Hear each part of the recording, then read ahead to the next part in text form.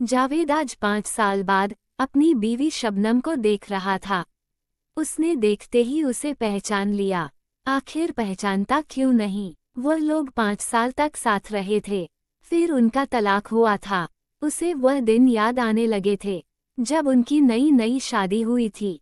सुहागरात को जब उसने शबनम के चेहरा देखा था और वह लड्डू हो गया था। उसने उसे दिन शबनम का घूंघट उठाया था और उसे अपनी बाहों में भर लिया था। बेतहाशा वह उसे चूमने लगा था और धीरे धीरे उन दोनों ने वह सब किया जो हर पति पत्नी सुहागरात पर करते हैं। जावेद शबनम के शरीर में पूरी तरह से समा गया था। शबनम के प्यासी धरती को उसने पूरा तरह से गिला कर दिया था। अचानक उसकी तंद्रा टूटी। उसने 5 साल बाद शबनम को देखा था। जावेद ने अपनी बीवी रह चुकी शबनम को बड़े ही गौर से देखा तो हक्का-बक्का रह गया। यह एक होटल था जहां सब लोग खाना खा रहे थे। तलाक के बाद तो वे दोनों एक दूसरे के लिए अजनबी थे, लेकिन 5 सालों तक साथ रहने के बाद एक ही बिस्तर पर सोने के बावजूद कैसे अजनबी रह सकते थे? शबनम अकेले ही एक टेबल पर बैठकर खाना खा रही थी और जावेद अलग टेबल पर। 5 सालों के बाद उनके चेहरों में कोई खास फर्क नहीं आया था। शबनम को खाते खाते कुछ याद आया और वह खाना छोड़कर जावेद के टेबल की तरफ बढ़ी। शायद उसे 5 साल पहले की कोई बात याद आई थी। आपने खाने से पहले इंसुलिन का इंजेक्शन लिया है कि नहीं? शबनम ने जावेद से पूछा। इंजेक्शन लिया है, लेकिन 5 साल तक तलाकशुदा जिंदगी गुजारने के बाद तुम्हें कैसे याद है? जावेद ने पूछा। जावेद, मैं एक औरत हूँ। तुम्हारे जाने के बाद इतना मेरा किसी ने ख्याल नहीं रखा, जावेद ने कहा। अगर ऐसी बात थी तो तुमने मुझे तलाक क्यों दिया? वह तो तुम जानती हो, 5 साल साथ रहने के बाद भी तुम माँ नहीं बन पाए और बच्चा तो हर किसी को चाहिए। अगर तुम बच्चा पैदा करने के लायक होते तो क्या मैं नहीं देती? शबनम ने कहा और अपनी टेबल की तरफ बढ़ गई। जब वे दोनों होटल से बाहर निकले तो फिर मेन गेट पर उनकी मुलाकात हो गई। चलो कुछ दूर साथ चलते हैं, जावेद ने कहा। जिंदगी भर साथ चलने का वादा था, लेकिन तुमने ही मुझे तलाक देकर घर से निकाल दिया, शबनम बोली। जो होना था हो गया। अब ये बताओ कि तुम यहाँ आई कैसे? जब तुमने तलाक दिया तो मैं अपने माँ बाप के पास गई। वे इस सदमे को बर्दाश्त नहीं कर सके और 6 महीने के अंदर ही दोनों चल बसे। मैं तो उनकी कब्र पर भी नहीं जा सकी क्योंकि औरतों का कब्रिस्तान में जाना सख्त मना है। उसके बाद मैं भाई के पास रही थी। भाई तो कुछ नहीं बोलता था, लेकिन भाभी के लिए मैं बोझ बन गई थी। वह रात दिन मेरे भाई के पीछे पड़ी रहती और मुझे जलील करते हुए कहती थी कि इसकी दूसरी शादी कराओ, नहीं तो किसी के साथ भाग जाएगी। तुम नहीं जानते कि कोई मर्द तलाकशुदा औरत से शादी नहीं करता। सबको कुंवारी लड़की और कुंवारा बदन चाहिए। भाई बहुत इधर उधर भागा, पर कहीं कोई मेरा हाथ थामने वाला नहीं मिला। आखिरकार उसने एक बूढ़े आदमी से मेरी शादी करा दी। वह दिन भर बिस्तर पर पड़ा रहता और मैं उसकी एक नज़ हूँ।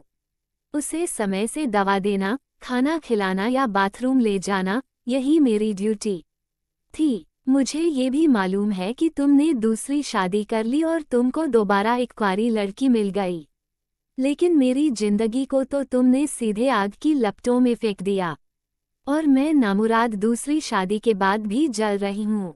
तुमने मुझे तलाक दे दिया और मेरे कुंवारे बदन का सारा रस निचोड़ लिया। एक औरत की जिंदगी क्या होती है तुम्हें मालूम नहीं है, शबनम ने अपना दर्द बताया। उसकी आंखों में आंसू आ गए।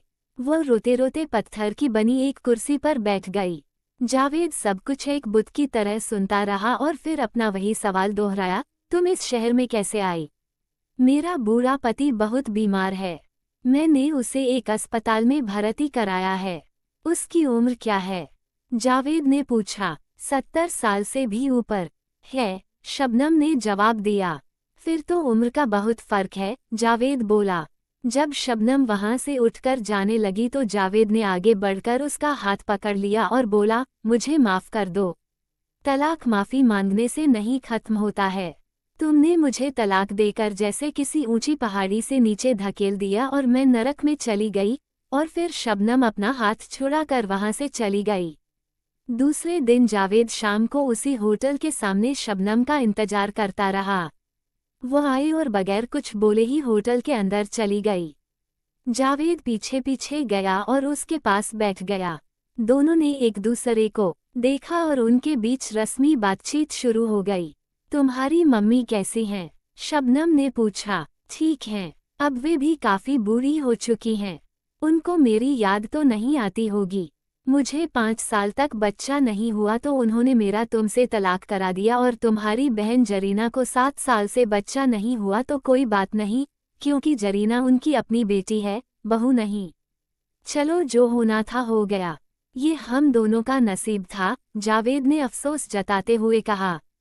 नसीब बनाया भी जाता है और बिगाड़ा भी जाता है। अगर औरतों की सोच गलत होती है तो घर के मर्द एक लोहे की दीवार की तरह खड़े हो जाते हैं। वैसे औरतें ही औरतों की दुश्मन होती हैं। जावेद के पास इस बात का कोई जवाब नहीं था। वह होटल की छत की तरफ देखने लगा। फिर उसने बात को बदलते हुए कहा, क्या मेरी मम्मी से बात करोगी? हाँ, लगाओ फ़ोन, मैं बात कर लेती हूँ। जावेद ने अपनी माँ को फ़ोन लगाकर कहा, मम्मी, शबनम आपसे बात करना चाहती है। तौबा, तुम अपनी तलाकशुदा औरत के साथ हो। ये हमारे मजहब के खिलाफ है। मैं उससे बात नहीं करूंगी। उसकी माँ की आवाज़ स्पीकर पर शबनम को भी सुनाई दी। जावेद, तुम उनका नंबर दो, मैं अपने मोबाइल फ़ोन से बात करूंगी। जावेद ने शबनम का मोबाइल फ़ोन लेकर खुद ही नंबर लगा दिया। घंटी बजने लगी। उधर से आवाज़ आई, कौन? मैं आपकी बहू शबनम बोल रही हूँ। आपने अपने लड़के से मुझे तलाक दिलवाया, वह एक तरफा तलाक था। मेरे माँ बाप को इसका इतना दुख हुआ कि वे मर गए। अब मैं तुम्हारे लड़के जावेद को ऐसा तलाक दूंगी कि वह भी तुम्हारी जिंदगी से चला जाएगा। उधर से टेलीफोन कट गया, लेकिन जावेद के चेहरे पर सन्नाटा छा गया। उसने कहा, तुम मेरी मम्मी से क्या फालतू बात करने लगी थी? शबनम ने जावेद की बात का कोई जवाब नहीं दिया। अब भी वे दोनों कई दिनों तक रात का खाना खाने उस होटल में आए, लेकिन अलग अलग टेबलों पर बैठकर चले गए, क्योंकि रिश्ता तो टूट ही गया था और अब बातों में कड़वाहट भी आ गई थी। एक दिन होटल में शबनम जल्दी आई, खाना खाकर बाहर पत्थर की बनी कुर्सी पर बैठ गई और जावेद का इंतजार करने लगी। जावेद जब खाना खाकर निकला तो शबनम ने उसे आवाज़ दी, आओ कहीं दूर तक इन पहाड़ों में घूम कर आते हैं। मेरे बूढ़े पति की अस्पताल से छुट्टी हो गई है। मैं अब चली जाऊंगी, इसके बाद यहाँ नहीं मिलूंगी। वे दोनों एक दूसरे के साथ गलबहियां करते हुए टाइगर हिल के पास चले आए, जहाँ ऐसी ढलान थी कि अगर किसी का पैर फिसल जाए तो सीधे कई गहरे फुट नीचे नदी में जा गिरे। शबनम ने साथ चलते चलते जावेद से कहा, मैं तुम्हारा अपने मोबाइल फ़ोन से फ़ोटो लेना चाहती हूँ, क्योंकि अब हम नहीं मिलेंगे। तुम इस ढलान पर खड़े हो जाओ ताकि पीछे पहाड़ों का सीन फ़ोटो में अच्छा लगे। जावेद मुस्कुराया और फ़ोटो खिंचवाने के लिए खड़ा हो गया। शबनम उसके पास आई, मानो वह सेल्फी लेगी। तभी उसने जावेद को जोर से धक्का दिया और चिल्लाई, तलाक, तलाक, तलाक। जावेद ढलान से गिरा, फिर नीचे नदी में न जाने कहाँ गुम हो गया।